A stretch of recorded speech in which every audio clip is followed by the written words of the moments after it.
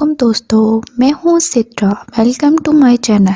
कैसे हैं आप लोग? उम्मीद करती हूँ कि आप सब ठीक होंगे। इस दुनिया में 6500 से भी ज्यादा लैंग्वेजेस हैं, लेकिन कौन सी जुबान किस रैंक पे है? टॉप पे कौन है, बॉटम पे कौन है? कौन सी जुबान सबसे ज्यादा बोली जाती है? कितने लोग भोजपुरी बोलते हैं, कितने लोग हिंदी बोलते हैं और कितने लोग इंग्लिश में बात करते हैं? बहुत से लोगों की मदर टंग कुछ और होती है, लेकिन वो बात किसी और लैंग्वेज में करते हैं, जैसे कि पंजाबी। बहुत से लोग पंजाबी बोलते हैं, जो कि 9th नंबर पर आती है। 9.2 करोड़ लोग पंजाबी बोलते हैं। सारा डेटा ये देखिए आपके सामने है। सबसे टॉप पे चाइनीज है और पूरे 700 करोड़ की आबादी में से 91.8 करोड़ लोग चाइनीज बोलते हैं। फिर आता है सेकंड पे स्पेनिश। 48 बिलियन लोग बोलते हैं स्पेनिश। फिर थर्ड पे आता है इंग्लिश। 37.9 बिलियन लोग इंग्लिश बोलते हैं। फिर आता है हिंदी। 34 करोड़ लोग हिंदी बोलते हैं। उर्दू 124 मिलियन पीपल उर्दू बोलते हैं। फिर आता है बंगाली। 22.8 बिलियन लोग बंगाली बोलते हैं। फिर आता है पंजाबी, जैसे कि मैं पहले बता चुकी हूँ, जो कि 9.2 करोड़ लोग बोलते हैं। इस लिस्ट में और भी बहुत सारे लैंग्वेजेस है, लेकिन मैं मेन बता रही हूँ। फिर है मराठी, जो कि 8.3 बिलियन लोग बोलते हैं। फिर है तेलुगु, जो कि 8.2 बिलियन लोग बोलते हैं। फिर है तमिल, जो कि 7.5 करोड़ लोग बोलते हैं। फिर आता है गुजराती, 5.5 करोड़ लोग बोलते हैं। फिर आता है भोजपुरी, 5.2 करोड़ लोग बोलते हैं। फिर आता है कनाडा, 4.3 करोड़ लोग बोलते हैं। फिर आता है मलयालम, जो कि 3.7 करोड़ लोग बोलते हैं। फिर आता है ओडिया, 3.4 करोड़ बिलियन लोग बोलते हैं। फिर आता है मैथिली, 3.3 करोड़ लोग बोलते हैं। फिर आता है नेपाली, 1.4 करोड़ लोग बोलते हैं। अब आप पूरी लैंग्वेज की डिटेल समझ गए होंगे और ये भी समझ आ गई होगी कौन सी लैंग्वेज कितनी बोली जाती है। बहुत ही अमेजिंग फैक्ट था। इस अमेजिंग फैक्ट को सुनकर एक लाइक तो बनता है। नंबर 2, लॉयर और एडवोकेट क्या है? दोनों लफ्ज एक जैसे नहीं है। ये दोनों एक दूसरे से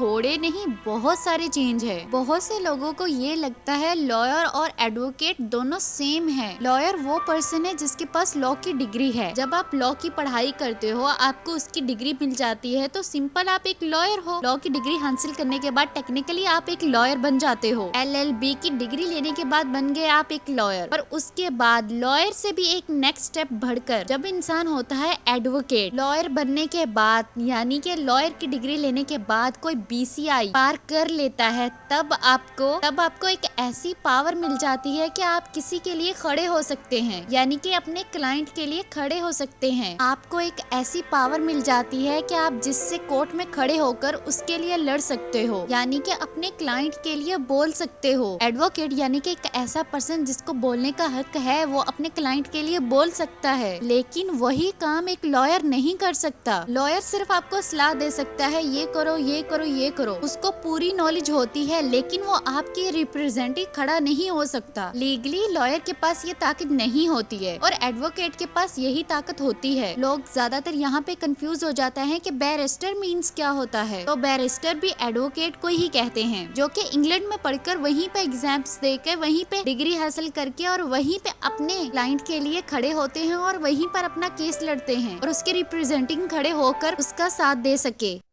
ऐसी ही और वीडियो मज़ीद देखने के लिए मेरे चैनल को सब्सक्राइब ज़रूर कीजिएगा, ताकि मेरी हर आने वाली वीडियो आप लोगों तक पहुंच सके। फिर मिलेंगे एक न्यू वीडियो के साथ। अपना ख्याल रखिएगा। अल्लाह हाफिज़।